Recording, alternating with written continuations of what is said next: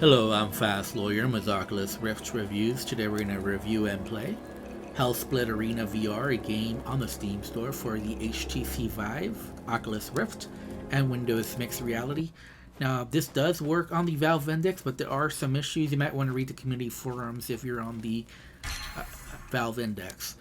This game normally retails for $24.99. I bought it during the Steam Winter Sale, 25% off, basically $20. And I had a lot of fun playing this game. I finished it in about 4 hours in normal mode, although once you finish it you could do hardcore mode, which might double the time there. I would compare this game to Gorn, to Blade and Sorcery, those good arena melee fighters that we have.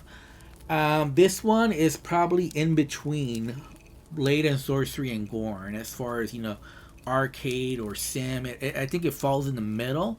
And what separates this though from other ones is the graphics. This is a beautiful, gorgeous game.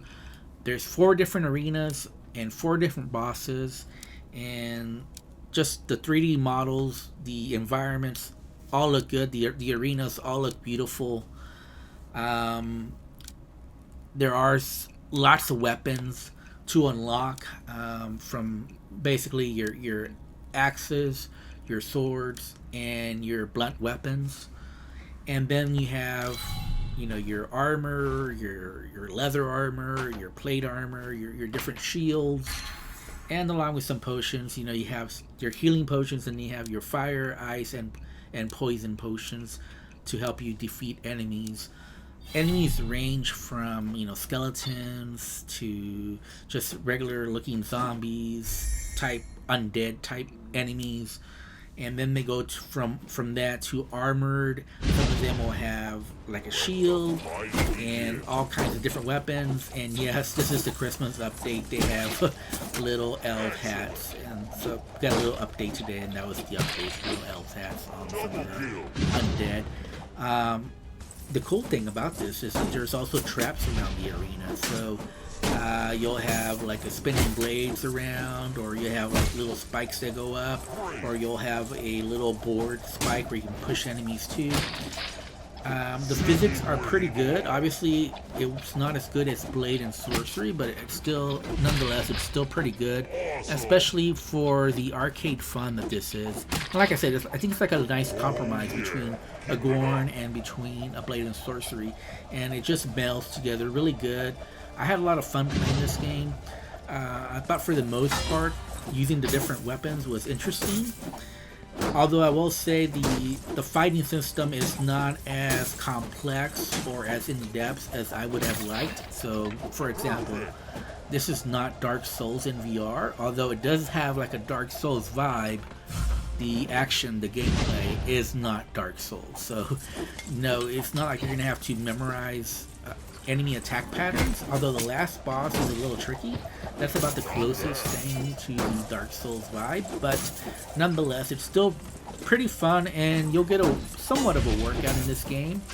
I did find that the blunt weapons were the best weapons, the easiest ones to use, and I totally abused the blunt weapons, especially this hammer, which I was just tearing up all the enemies. Although I will say for the last boss, I actually used the Great Axe. I found the Great Axe to be better on the last boss. I don't want to give any other spoilers from the last boss, except to say that the last boss is very fast, and you have to figure out how to deal with his attacks. There is, I believe, one strategy that just works really well. Although I don't know, maybe you could try others. But the one that I tried really worked really well, made the boss fight a little easy. I did die once on the last boss, but after that I kind of figured out what I needed to do and how to defeat him. I think overall maybe I died 3 times during the whole campaign, and that was again trying different weapons, trying different armor combinations. At the end of the day though, I decided that two-handed blunt weapons were the best. And as you can see, you totally destroy enemies that you had trouble earlier with, like this guy.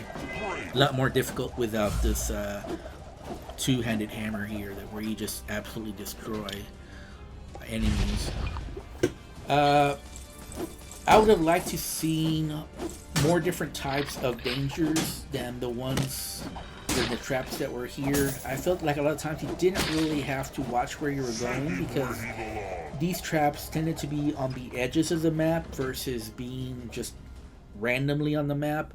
I would have liked to see like fire spewing where you have to walk like a certain pattern to avoid getting burnt, stuff like that.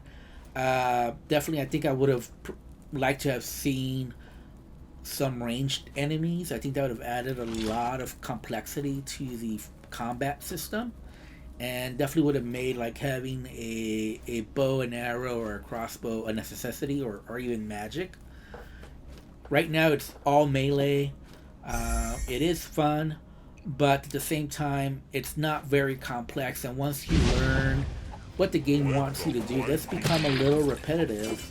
And some of these arena rounds are just a lot of enemies that have a lot of armor and have shields, and it just takes a while to grind them down until you get this two-handed hammer here, where you just, even if they have armor and shield, it doesn't matter. You can just hit them and they'll stagger, and you'll just rip their head, blow their heads apart when the hammer hits their head. I had fun. I think you're getting a lot of bang for your money here, and I would rank it up there with the top tier melee combat games, arena type games. You know, Gorn, Blade and Sorcery. I think this game is up there. Which one's the best? I think it's just a matter of personal preference, whether you want more of an arcade type game or a sim. Like I mentioned, I think this is just the perfect balance between the two. And if I had to pick one, I don't think I could pick one. I like them all. I like Blade and Sorcery, I like Gorn, I like Hellsplit Arena, but they all play differently. But definitely this one has the best graphics, and it ran smoothly on my 1060 GTX. I had no issues. You do have full locomotion.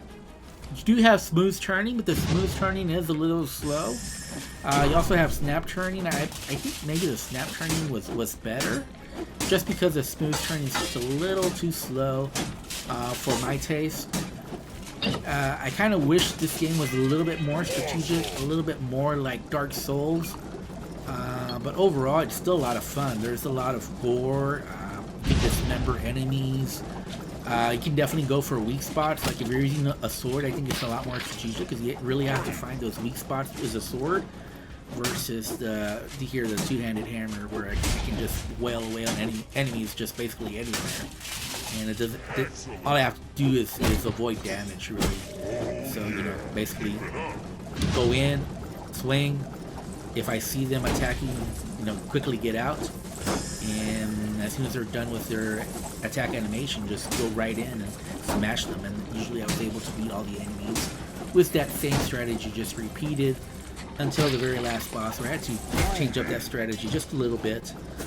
Overall, I had a lot of fun. I had a blast playing this game, and I am looking forward to playing hardcore mode.